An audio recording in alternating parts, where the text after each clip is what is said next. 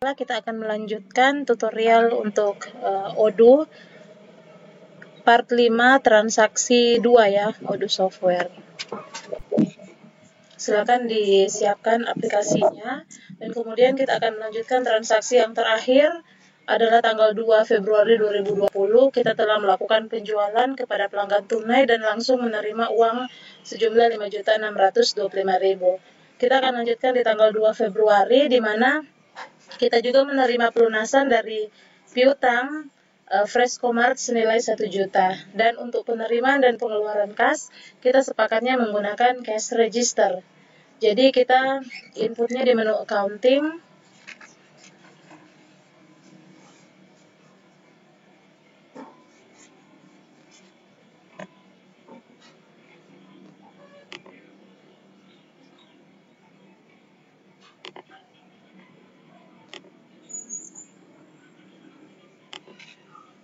Klik menu accounting seperti ini dan kemudian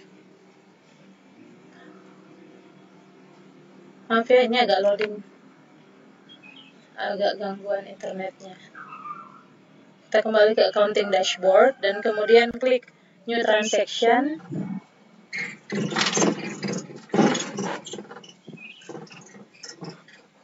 Referensinya adalah bisa sesuaikan dengan soal pelunasan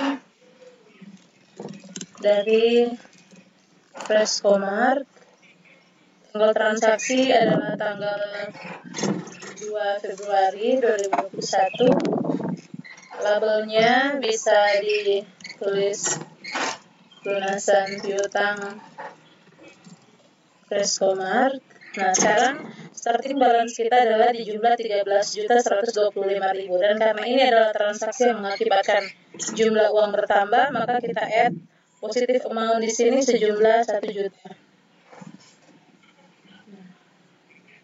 Sehingga ending balance-nya itu akan menjadi 14.125 dan kita update di sini ya di bagian ending balance 14.125.000.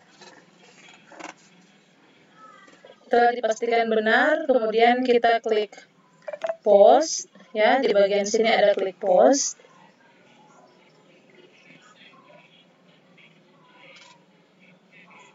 Selanjutnya klik reconcile.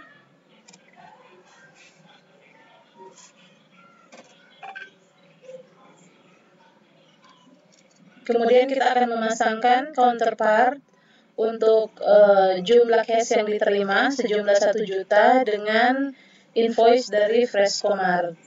Yang ini ya, yang nilainya 1 juta. Setelah sudah dipastikan benar, kemudian kita klik tombol validate. Maka transaksi kita berhasil ya, congrats, you're all done. Kemudian ketika kita view accounting dashboard-nya, maka jumlah cash yang ada adalah sejumlah 14.125.000. Oke, jadi itu adalah overview dari beberapa menu yang digunakan di Odoo dan sekarang kita akan melanjutkan ke menu manufaktur.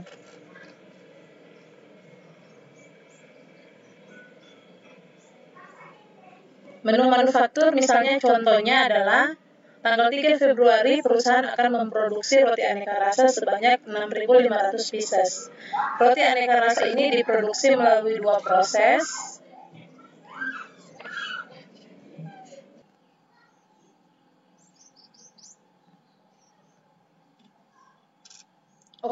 Sorry tadi ada technical problem. Jadi roti aneka rasa diproduksi akan melalui 2 departemen yang berbeda yang kita sebut work center. Proses pertama adalah membuat adonan yang kita akan masukkan ke departemen mixing department. Dan yang kedua adalah pemanggangan adonan sehingga menjadi finished good pada departemen baking. Nah, berikut ini adalah bahan-bahan yang digunakan, bahan baku yang digunakan untuk membuat roti sejumlah 6.500 pieces. Langkah yang harus kita buat seputar penggunaan menu manufaktur adalah kita ke menu utama dan kemudian klik menu manufaktur.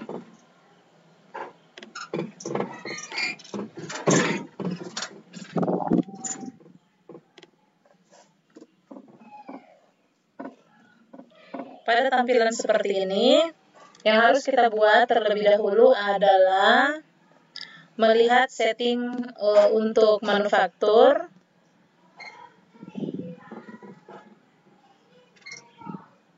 Klik configuration settings.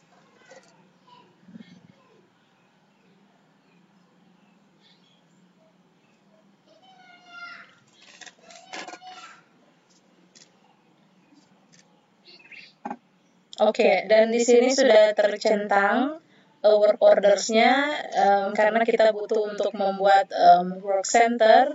Jadi dipastikan ini diaktifkan ya, work center-nya di operation work order. Kalau sudah, kita bisa balik lagi dan kemudian kita akan setting work center-nya.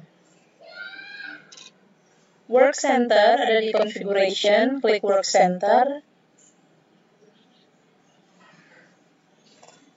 Jadi kalau mengacu kepada soal yang tadi, work center itu adalah departemen processing department, yaitu tempat di mana proses dilaksanakan. Dalam contoh kasus ini ada dua proses yang dilaksanakan di dua departemen yang berbeda. Untuk itu kita perlu buat dua work center. Caranya adalah kita klik tombol create. Kemudian kita beri nama misalnya mixing.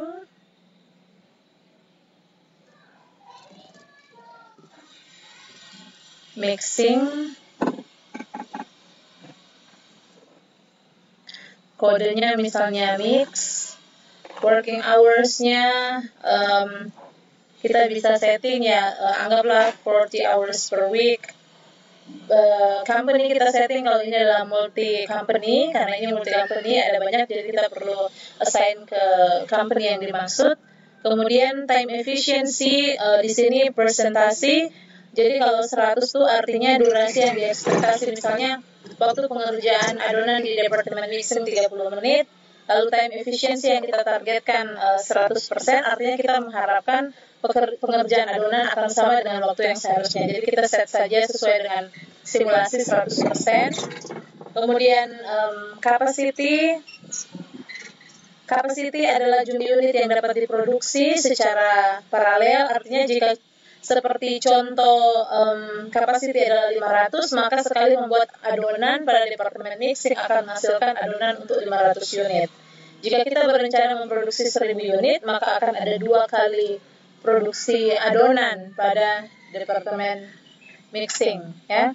Jadi untuk ini kita kasih 500 ya, kapasitinya misalnya 500. Dan untuk OI target, ini adalah target capaian kita dalam bentuk unit. Jadi misalnya kalau kita berencana memproduksi 1000 unit, maka harus 100%, maka target kita yang kita akan produksi itu 1000. Jika kita memproduksi 1000 unit, lalu OEE-nya 90%, maka target capaian produksi kita adalah 900 unit. Jadi kita set aja ini 90% ya. Oke, setelah selesai,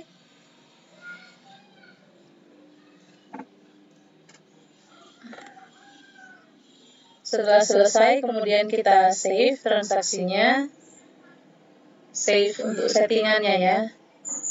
Dan kita lanjut untuk create work center yang kedua, yaitu baking. Work center baking, misalnya ini bake ya. Ini kita samakan saja. Oke, kita save. Oke, dengan demikian ada 2 work center yang sudah di-create. Ada 2 work center yang sudah di-create ya, mixing dan baking department. Nah, sekarang kita perlu tentukan routings. Jadi di production itu ada yang namanya routings.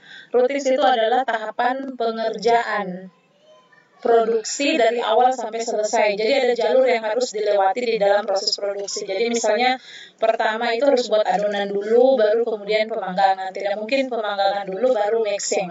Nah, itulah sebabnya kita harus set routingsnya ini Dan ada perbedaan dengan versi yang sebelumnya, di mana routings yang ada di versi Odoo yang sekarang, versi 14 itu, kita akan assign itu di bill of materialnya, di BOM-nya ya, di bill of material. Jadi, tahapan ini yang selanjutnya kita akan buat yang namanya BOM atau bill of material, yang merupakan jumlah, quantity, dan price dari material yang dibutuhkan oleh produksi. Jadi istilahnya semacam resepnya ya. Jadi kita ke products dan kita create bill of materials. Klik tombol create. Kemudian produknya kita pilih roti aneka rasa. Di sini adalah jumlah untuk quantity yang akan diproduce. Quantity yang akan diproduce adalah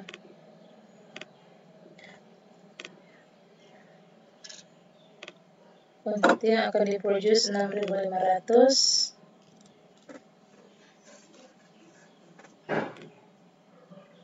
Nah, ini yang kita input satu persatu ya. Ini komponen line-nya ini sesuai dengan soal yang ada. Yang ini jadi misalnya contoh terigu butuh 90 kilo. Selanjutnya cakra kembar yang kita butuhkan adalah 6 bal. Gula pasir 40 kg. Telur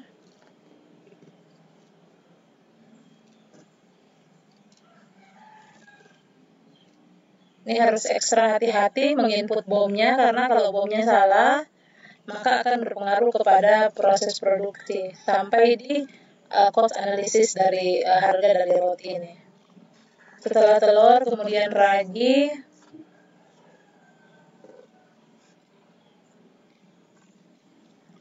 lupak. Kita bisa maksimalkan menggunakan tombol tab ya yang ada di samping kiri untuk input dan nama bahan bakunya dan kuantitinya. Selanjutnya minyak goreng. Search saja atau ketik saja minyak. Ya, minyak atau minyak dia akan auto search langsung mendapati nama bahan bakunya dan kemudian klik tab seperti ini, tab lagi, dan ketika buttonnya itu sorotan kursornya ada di quantity, maka dengan mudah kalian akan input ya ketikkan dia punya quantity. Selanjutnya tab lagi 2 kali dan kalian isi untuk inventory yang selanjutnya. Tab lagi, mentega 30,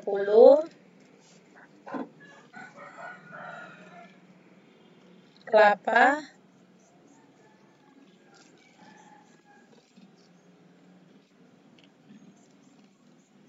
14, coklat bubuk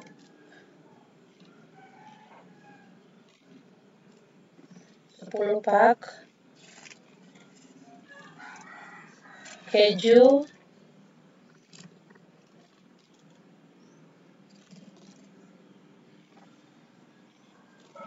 2 balak, garam 2 pak, selai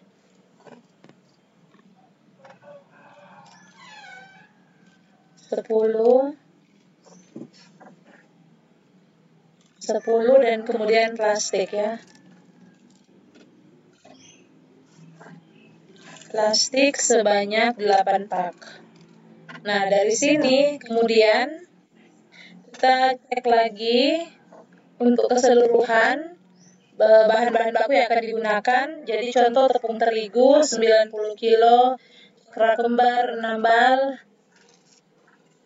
gula pasir 40, telur 28, ragi 10 pak, minyak goreng 14, mentega 30, kelapa 14 butir, coklat bubuk 10 pak, keju 2 pak, selai 10 pak, dan plastik 8 ya, 8 pak. Nah, ini sekali lagi hanya simulasi, jangan coba-coba menggunakan resep ini dalam membuat roti karena nanti rasanya aneh, ini cuma untuk simulasi saja ya. Kemudian routingsnya seperti yang saya katakan tadi, kita akan input ke operationnya. Jadi di tab operation di sini, di tab operation, di tab operation ini kita akan input routingsnya. Jadi routings itu adalah alur proses produksi ya, dimulai dengan mixing dan kemudian adalah baking. Nah, sekarang kita klik add line. Oke, operationnya ini kita sebut nih ya, misalnya roti aneka rasa. Work center pertama adalah work center mixing. Jadi alurnya pertama ya. Nama routingsnya itu roti aneka rasa, mixing. Kemudian ini kita kasih sequence-nya 101. Ya. Oh, boleh juga 100, nanti yang berikut 101. Terus default duration-nya ini bisa apa saja yang diinginkan. Kita bisa set the duration manually or compute based on track time juga boleh. Misalnya kita set manual ya. Defaultnya misalnya kita buat saja 30 detik ya. Nih. Kemudian save and new. Save and new. Operationnya untuk roti aneka rasa. Ini yang baking ya. Tadi lupa, nanti diedit. Ini work centernya baking. Ini root sequence 101. Dan ini kita buat sama, anggaplah 30 detik karena nanti waktu kita mau proses produksi, nanti menunggu 60 menit itu terlalu kelamaan ya, jadi ini karena cuma contoh. Dan kita save and close. Nah, untuk bagian yang pertama, operation yang pertama ini kita bisa edit. Ini yang mixing ya, save and close. Jadi supaya ketahuan ini ya. Oke. Jadi yang pertama adalah mixing dan kemudian adalah baking. Oke.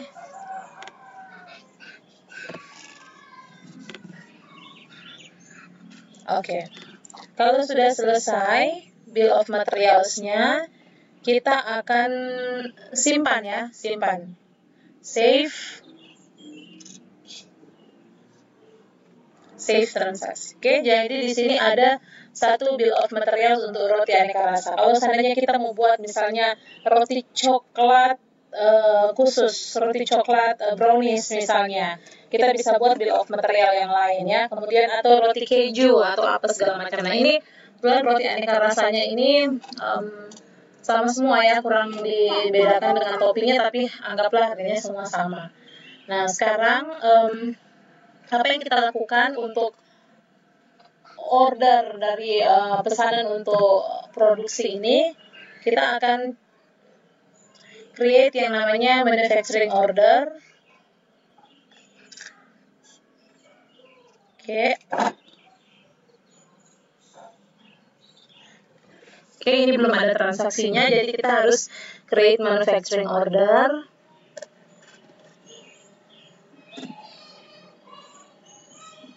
Ini plan untuk pengerjaan dari proses produksi sesuai dengan soal, karena kita mau produksi 6.500 roti ya.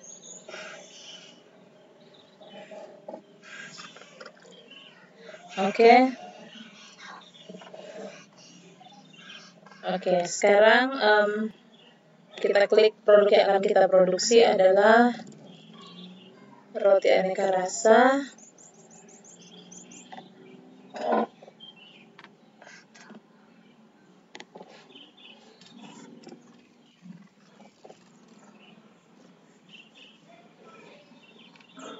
Sebentar ya. Ini roti aneka rasa, kuantitinya yang akan diproduksi. Nah, pada saat kita tarik produknya roti aneka rasa, maka otomatis akan muncul BOM atau bill of material untuk roti aneka rasa. Jadi kuantitinya ini sudah otomatis ya. Kuantitinya sudah otomatis ini semua. Nah, schedule-nya sesuai dengan tanggal produksi adalah tanggal 3 Februari. Tapi sebenarnya ini tidak bisa backdate ya, tapi coba aja nanti di jurnalnya kita rubah.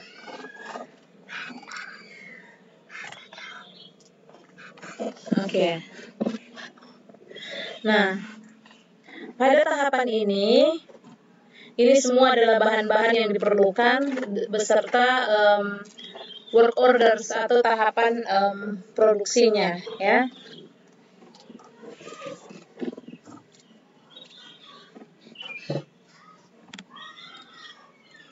Oke, di tahapan produksinya. Lihat di sini ya. Oke. Nah, sekarang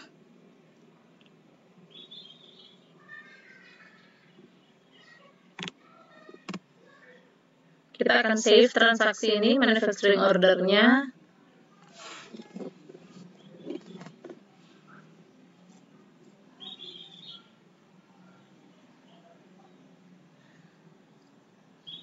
Oke. Kalau kita buka lagi manufacturing ordernya, ini masih dalam bentuk draft sebelum kita confirm.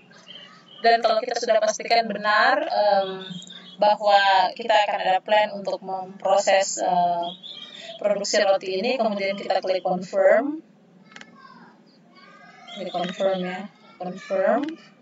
Maka akan muncul tampilan seperti ini. Sebentar ya, ini masih loading.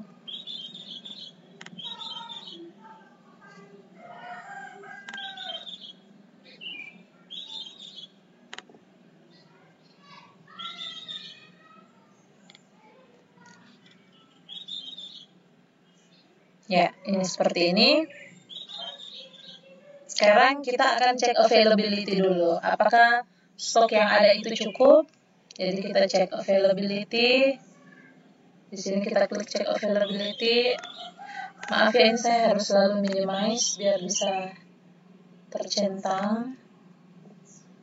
Ini cek availability. Oke.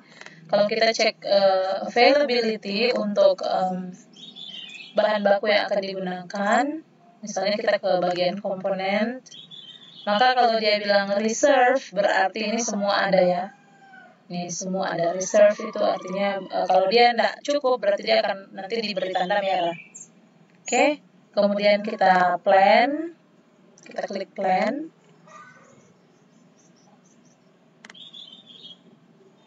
Sini kita klik plan.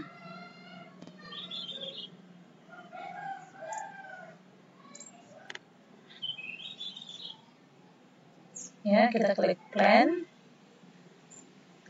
Ini statusnya adalah confirm ya, statusnya adalah confirm untuk memproduksi sekian banyak dari bahan-bahan baku ini untuk dibuatkan roti. Nah, sekarang kita lakukan proses produksinya di mana melalui dua routings ya, yaitu yang pertama di departemen mixing ini sudah ready. Ready ini artinya kita sudah bisa memproses membuat adonan. Yang di bagian baking itu waiting for another work order atau work center. Dan kita tidak bisa start di sini sebelum pengerjaan yang di departemen sebelumnya itu selesai. Jadi ketika proses produksi akan dimulai, dengan mudah kita akan klik start di sebelah sini. Kita bisa klik edit di sini.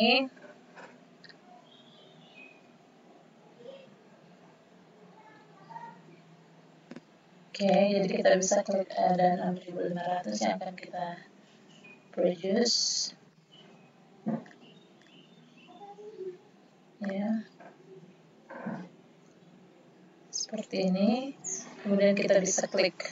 Misalnya, ini kalau memungkinkan untuk tidak bisa backdate, nanti kita ubah di jurnalnya saja ya.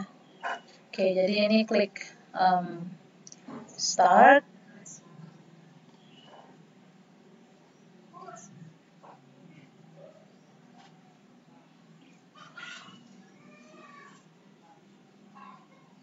Waktu kita klik start, maka real duration-nya ini berjalan sesuai dengan waktu yang ada. Nah, apa gunanya pause? Pause kalau misalnya proses produksi misalnya dihentikan sementara karena lagi mau istirahat sejenak, nah kita klik pause. Atau kita bisa batalkan dengan cara block. Atau kalau sudah selesai, kita klik done.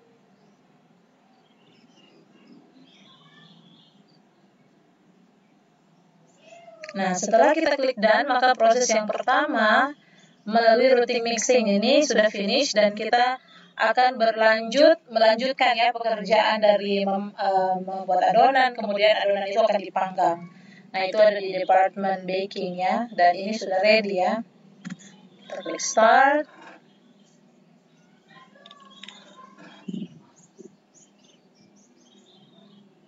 Oke.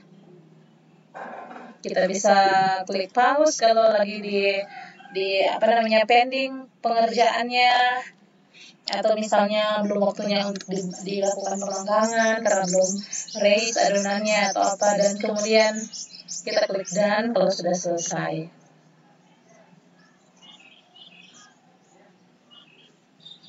Nah, setelah selesai, maka statusnya ini finish. Kita juga sudah update ke sistem bahwa pengerjaan dari rute atau alur produksi itu sudah selesai untuk setiap department. Ini sudah selesai, in progress, to close ya, to close. Dan untuk manufacturing order ini kita klik mark as done ya. Dengan klik mark as done, maka pengerjaan produksi ini done ya, atau sudah selesai. Oke, ini statusnya done. Oke, dan kemudian kalau kita view cost analysis dari proses pengerjaan roti ini, untuk khusus material saja karena labor sama overhead nanti akan menyusul di video selanjutnya. Kita bisa cek ya bahwa cost per unit untuk 6.500 roti ini hanya untuk materialnya saja itu ya, komponensnya ini 4.500.000, sehingga untuk satu unit cost unit cost untuk satu roti itu adalah 692 rupiah ya, sesuai dengan material sini. Tapi nanti kita akan update ketika nanti labor hours-nya itu dan overhead-nya sudah include, jadi kita bisa tahu berapa real untuk satu roti itu per unitnya harganya berapa. Jadi demikian untuk inputan manufacture khusus untuk tahapan manufacturing order sampai penyelesaian produksi. Kita akan lanjut pada tutorial selanjutnya.